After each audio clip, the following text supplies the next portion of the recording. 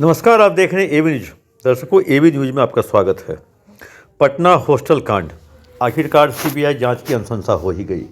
Patna police की जांच और एसआईटी की जांच धरी की धरी रह गई और कहें जो एन अंतिम समय में मतलब विधानसभा सत्र शुरू होने से ठीक पहले सीबीआई जांच की अनुशंसा का निर्णय लिया गया और केंद्र को पत्र भी लिख दिया गया। आज गृह मंत्री ने अपने एक्स अकाउंट पे वो साझा किया और साथ में लेटर भी साझा किया।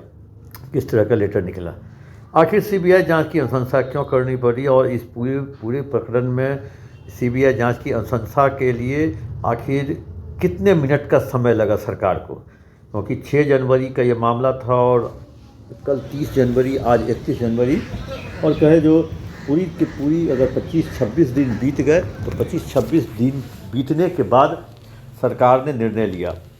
वैसे कई सारे मामलों में 1-1, 2-2, 3-3 महीने पुलिस या जांच के बाद सीबीआई अनुशंसा की जाती है, लेकिन यह मामला बहुत कम समय में सीबीआई की जांच के लिए भेजा गया। आखिर कल ऐसा क्या हुआ जो सरकार ने आनन फानन में सीबीआई जांच के लिए अनुशंसा कर दिया और कहें जो पूरे मामले को कहें जो एक तरह से पटाक्षेप कर दिया। पटना पुलिस की जांच या एसआईटी की जांच टीम ने कल रात में या कहें परसों रात में अपनी रिपोर्ट दे दी।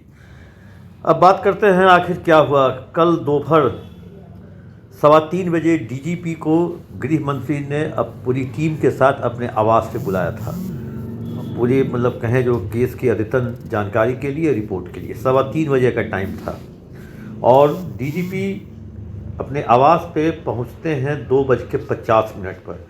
पहले से ही वहाँ पे कहा गया था एसआईटी को जो पीड़िता के परिवार को लेकर के वो वहाँ पहुँचे और पहले पीड़िता के परिवार में उसके पिता और माता को लेके आने की बात थी, लेकिन वो भी बहुत लंबी कवायद। कल परसों जब बात की गई पीड़िता के पिता से तो उन्होंने कहा ठीक है हम आ जाएंगे। फिर माँ ने जिद किया, जो माँ फिर आई।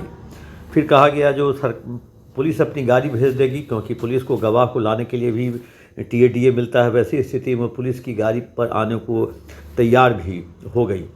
ये सारा काम एसआईटी की हेड डॉक्टर अन्नू जो हैं एसडीपीओ सचिवालय वो कर रही थी। इसी बीच में जब पटना से जहानाबाद उनको लाने गई डीजीपी से मिलाने के लिए, तो एन जहानाबाद में अब आस पड़ोस के लोगों ने समझा दिया कि पुलिस की गाड़ी से जाना अच्छी बात नहीं है।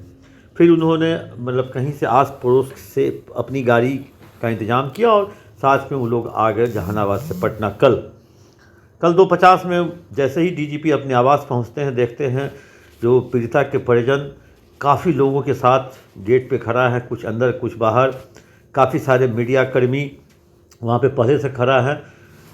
तब भी डीजीपी प्रवेश किए। डीजीपी अपने जो कॉन्फिडेंशियल जो किसी भी अधिकारी के घर वाले ऑफिस को कॉन्फिडेंशियल कहा जाता है, कॉन्फिडेंशियल सीधे वर्दी पहने वो सीधे उसी कार्यालय में गए और उन्होंने लड़की के पिता और जो पीड़िता के पिता और माता को बुलवाया और साथ में एसआईटी की जो हेड है अन्नू कुमारी वो भी बैठी। वहाँ पे दोनों में बातचीत होती है शुरू। डीजीपी कहते हैं जो आखिर बताइए जो आगे आपकी बेटी ने दवा क्यों खाया, दवा कैसे मिला।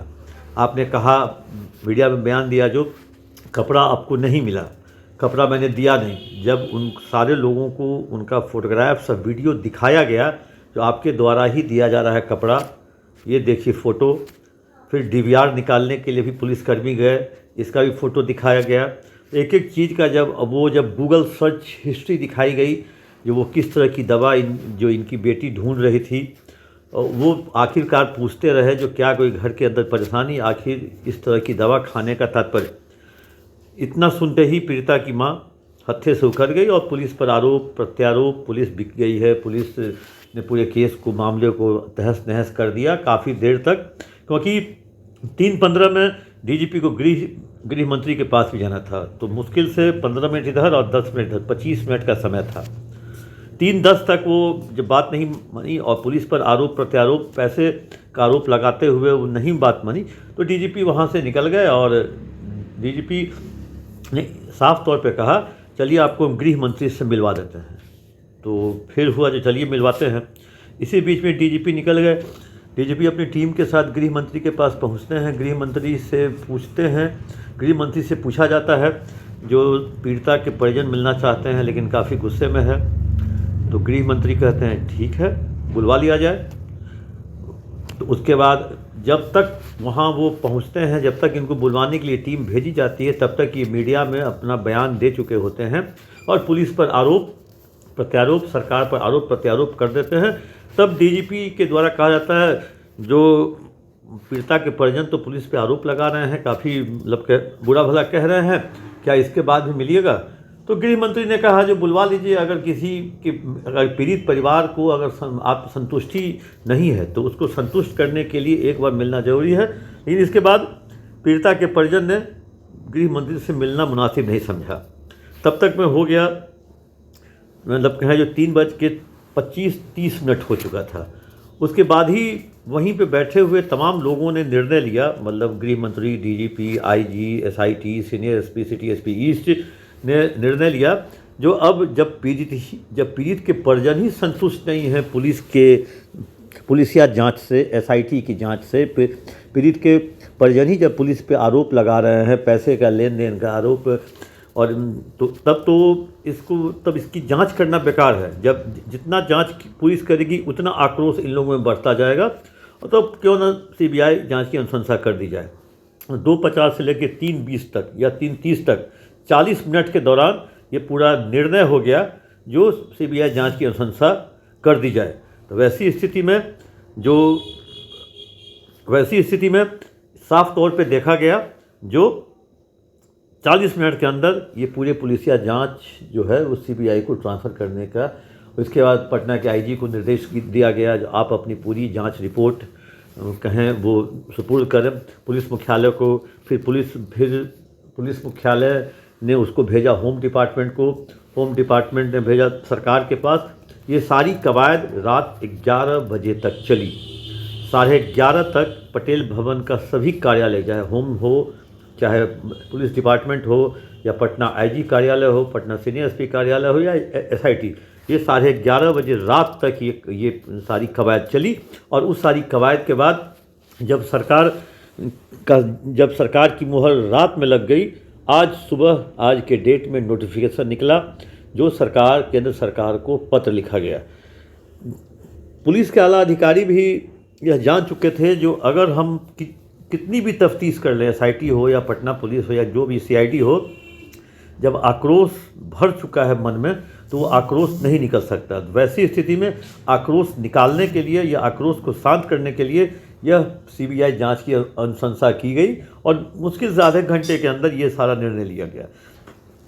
अगर आक्रोश नहीं रहता, अगर यह पुलिसिया जांच से संतुष्ट रहती तो शायद सीबीआई जांच की अनुशंसा नहीं होती।